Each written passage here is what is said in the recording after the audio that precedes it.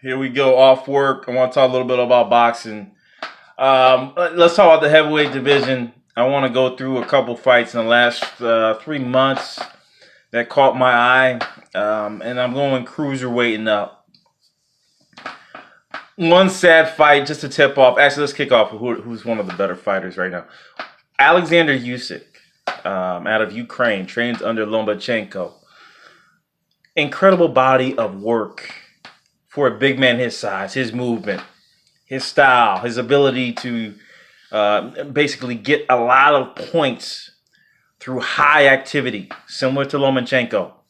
Has some of the movement of Lomachenko as well with his head movement.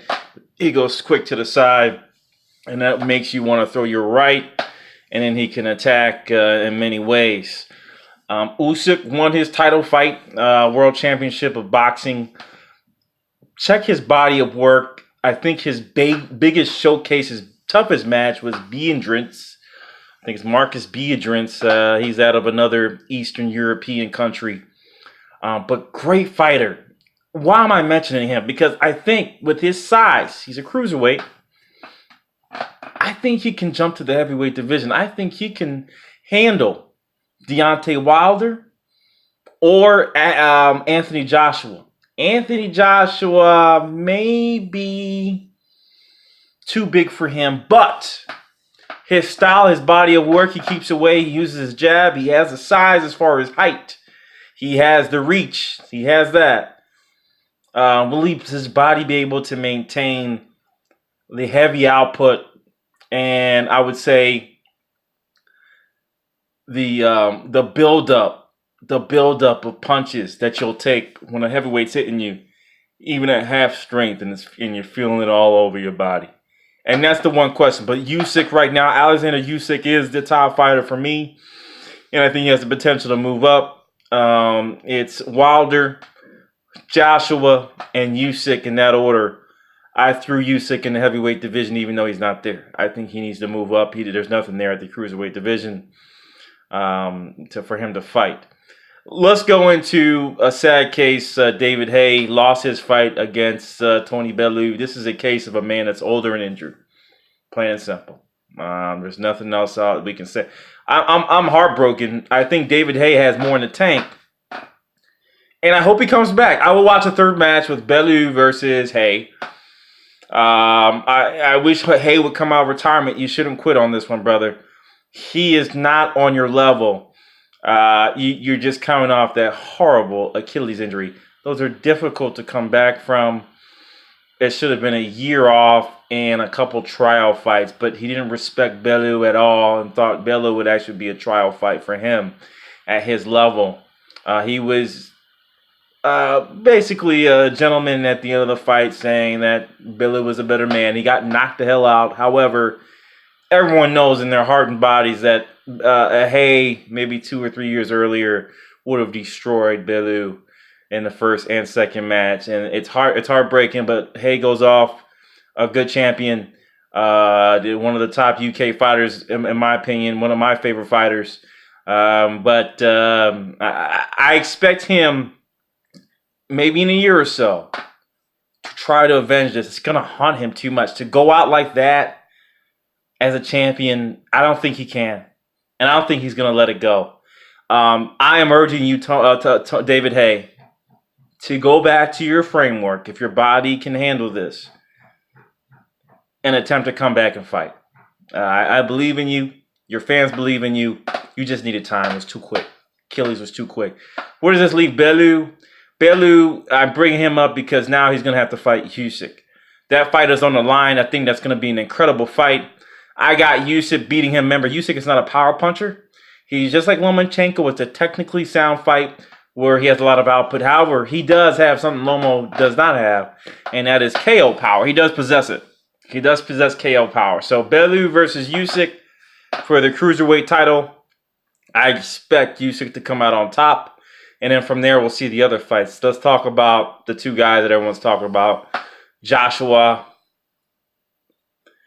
versus Deontay Wilder, Bronx Bomber. Fight didn't go down. Know why? Because both of them need a tune-up fight. This is the hype up. This is the bridge that they were talking about. They were never going to fight this year. The setup is for next year. And the two big fights that they have going on right now, let's go on the first one. Joshua versus Povetkin offers a better body of work than what Wilder has on the plate right now. I think that Povetkin versus Joshua is a scary fight. And if Joshua does not use his jab, similar to fight to when he fought the New Zealander, I forgot the gentleman's name, Joseph Parker. He's going to have to fight that kind of fight with Povetkin. He does not want to get inside. Povetkin will destroy him inside. And it's going to take his toll over the long runs. Solid chin in Povetkin. However, his size is not there. I expect Joshua to either win by a decision, 3 or 4 point decision, or a knockout because of the size factor. I do think it's too much. I know Carlos Takam had a great match versus Povetkin. Povetkin showcased his skill set, knocked Takam out. And people say, well, Joshua didn't knock him out. However, think about the wear and tear that Takam has had up to the Povetkin fight. And you understand my theory. There is wear and tear, folks. So when somebody beats somebody after the fact, I don't respect it because I don't know what Joshua did to him. That fight with Joshua could have wore his body out to where Povetkin had an easier time. I mean, we can go back and forth with these arguments. However, Povetkin did knock him out. That's fact. He's a great fighter, great inside fighter, shorter fighter, stubbier, much more weight. Think of him as a, don't want to be racial, but think of him as a Russian Tyson. And that's who Joshua is facing right now. So I don't even know if he's Russian. I apologize. Eastern European Tyson. So I like that fight for Joshua. Good test. Next one is Mr. Deontay Wilder, the Bronx Bomber, versus Tyson Fury. WWE is not here, folks. Please, guys. I mean, I guess they sparred with each other before. They can't get angry. I love the Dylan White versus Deontay Wilder fight. I think Dylan White versus Deontay Wilder, Dante, that would have been a great fight for you. It would have wore you down. It's very risky. However, the animosity and anger between you and Dylan doesn't like anybody. So I know his trash talk would have been real. This year with Fury, I can tell you sparred with this guy plenty of times. I can tell that you've been in there with him plenty of times, and you know what the outcome is going to be because he's out of shape and coming back. Fury just fought a tomato can, probably his buddy from the beer shop down the street. Usyk fight, he did it for 10 rounds just to stay in shape. Easily could have knocked him out, but wanted to say, hey, let's get 10 rounds in, and he did that. He said that. He's an honest folk, and I respect that in Fury. However, when you fight a tomato can, they move right up to a world champion. It's a different story. And right now, Povetkin is providing Joshua a better framework because he is a champion. While Wilder is fighting a guy who was a former champion but is out of shape and has been out of the game for about a year, more than that, almost a year plus. So I don't like that framework for Deontay setting up. But however, he has enough experience. He's had enough fights. Fought the big Cuban. So now he fights Mr. Fury. I got Deontay in maybe 7 or 8 rounds. He may go the full fight. Fury's very durable, but he was knocked down by a cruiserweight previously out of Philly, Mr. Steve Cunningham. So I knocked down, and I can see Deontay's strength power is much bigger than that, so there could be some issues. So that summarizes the heavyweight division 1, 2, and 3. Again, my guy to keep an eye on, Mr. Usyk out of Ukraine, trainer of Lomachenko. Watch Lomachenko if you don't know who he is. He's a lightweight. Probably the best pound-for-pound boxer at his weight. And then we have Mr. Anthony Joshua, our world champion.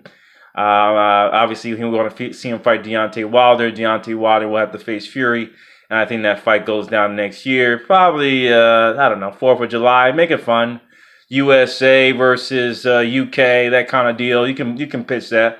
And, maybe a September match. But somewhere in the summer to give it time to build up and let them do their tour, their WWE as I call it. So that's all I'm going to talk about for today. Off Work Sports, no highlights right now. I hate to do these phone chats, but people are telling me they just want the information and they just want some folks to talk about it, get different opinions. So we're doing it this style for a little bit before we get back to the videos where we look at the statistics and the numbers and the outputs and the things that make it a little bit different conversation than just saying something from an opinion based upon your heart. And that's what these last probably 10 videos have been. So we'll get back to it. Off Work Sports. Have a good night. Peace.